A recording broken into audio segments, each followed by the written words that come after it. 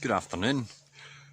I want to talk about, are you an overthinker, and the danger and the damage that can be done by overthinking things. So I'm just going to make a cup of coffee, then we'll start the chat. By far the hardest fire I've had to light today. I'd used all my wood supply when I was up the other day doing my camp in the snow and the time before that. So this is not an easy come by cup of coffee.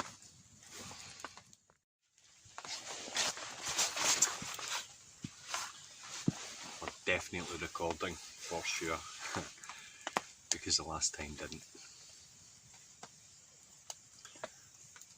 And apologies for the smoke, but I can't help the wind.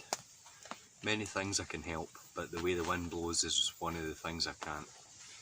But anyway, overthinking and the consequence of being an overthinker. Now, being an overthinker, you can be subject to stress and all these things, depression, anxiety, all these things.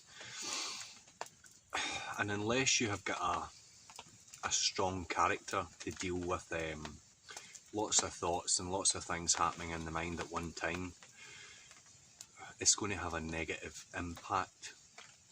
Now, I believe somewhere in the Bible, I think it's in Corinthians, somewhere it says, bring every thought into captivity. Now what that means is your thoughts, and I'm sure most people have heard, your thoughts can run away with you, or your thoughts can get the better of you. And what that means, if, again, a real-time example, hopefully we should be getting back to work on a Friday or Saturday, and that's as far as I like to take it. Now if I was to overthink it, I could get into the thoughts of, what if we don't get back to work? Oh my goodness, I won't be able to pay my bills. Oh my goodness, I've got this thing coming up and that thing coming up, I need money. Overthinking puts you into a fictional reality that's all in your head. There is no reality in thought. Every thought is either in the past or in the future. When you are present, you observe thoughts, you discern them, and that leaves it impossible for you to get caught in them. You see them, you deal with them, and you let it go. Now, an overthinker, or someone who overthinks, they are likely to be pretty stressed out, and the reason for that is because the imagination is an infinite thing. Once you start going down the rabbit hole or onto a specific subject, if you overthink it too much and take yourself away from the present, you will come across a lot of false thoughts and false realities. And a fine example of this is the whole lockdowns and the virus and the vaccinations and all this stuff. If someone was so inclined where they wanted to do a bit of research into, let's say, vaccinations, you could end up with a whole lot of stress because you're hearing one opinion, you're thinking about it, you're hearing another opinion and thinking about it, and you are living in the thoughts, you're living in this future that doesn't exist. Are they going to make it mandatory? What's going to happen? Does it have horrible chemicals in it? These thoughts can bring about a whole lot of negative feelings, which cause the body to react in a negative way, meaning the body will produce negative hormones. Hormones will come out, like stress hormones, and that could affect your physical health. The solution to this is observe, meaning if you want to know what is, again, in the vaccination, go look it up and learn it for yourself. Then you're in the present, you're looking at things in real time, you're not in here, you're observing. Then you'll see for yourself what is the truth and what is not.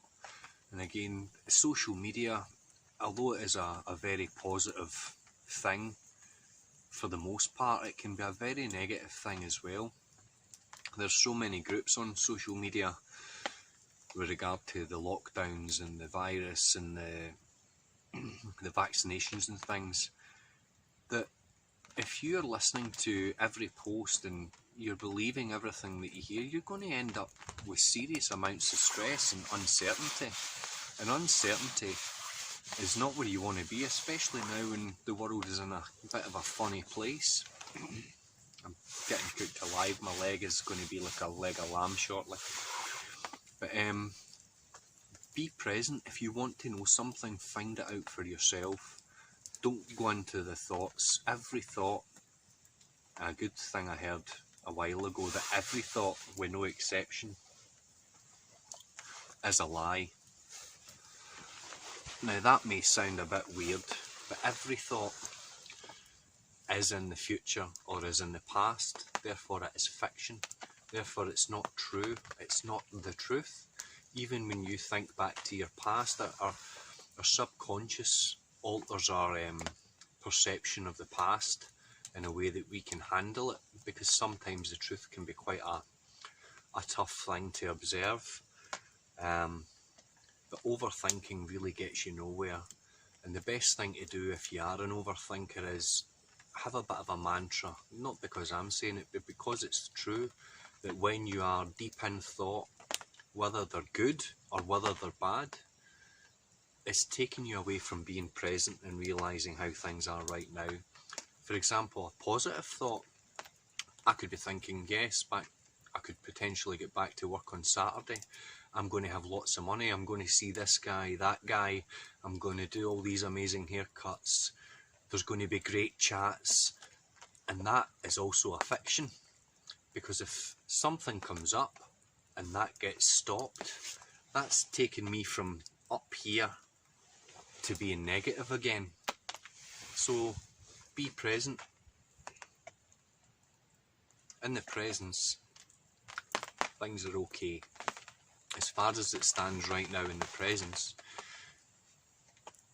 it's potential, it's likely that I could get back to work or could get back into work on Saturday. But I'll believe it when I see it. Believe it when you see it. Again, it's stay out the head. When Saturday comes, if I can get to work and if I can get work, then that will be a positive thing. But until that happens, I'm not going to allow myself to be hyped up and set up for a fall. So as much as the good thoughts can set you up for a fall, the negative thoughts can also be a negative, there could be a positive thing. You could be thinking the worst and it doesn't happen. But either way, there is no constant, there is no up and down. Be present and it is perfectly constant. If you want to know something or you hear something, look into it for yourself. Don't be confused, especially in the age of social media, where there are so many groups and so many egomaniacs and so many people that are virtue signalling, that say they know better. The only person who will know anything about you and your situation is you. You know yourself better than anyone else, and you know which thoughts are the ones that you need to resolve, that you need to avoid thinking of, bring them back into captivity, then you can have some peace. And that was my thoughts on that for today. I just wanted to speak about the destructive impact that thoughts can have. Don't think, be present and observe. A funny story actually. What day are we on? I don't know, Tuesday or something. Tuesday, it's Tuesday today. The other day, the mums, Jennifer's friends and our friends with kids, they have this quiz every week just for a bit of entertainment and to kill the time. And Jennifer, I was sitting, I wasn't really participating, but it was on their phone, I don't know what they were doing. And Jennifer said, what year did they start making Christmas cards?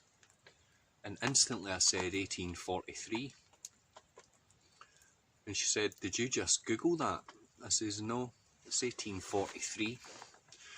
So anyway, it was a tiebreaker question because apparently everyone had drawn, they had all got the same scores. And she says, oh my God, which is blasphemy, Jennifer, oh my God, it is 1843, how did you know that? And I believe that I've heard it somewhere. It might have been recently, it might have been years and years ago, but it got into the subconscious, and the subconscious has been switched on from the day you were born. So your conscious mind is active when you're awake. Sorry about the smoke, hang on.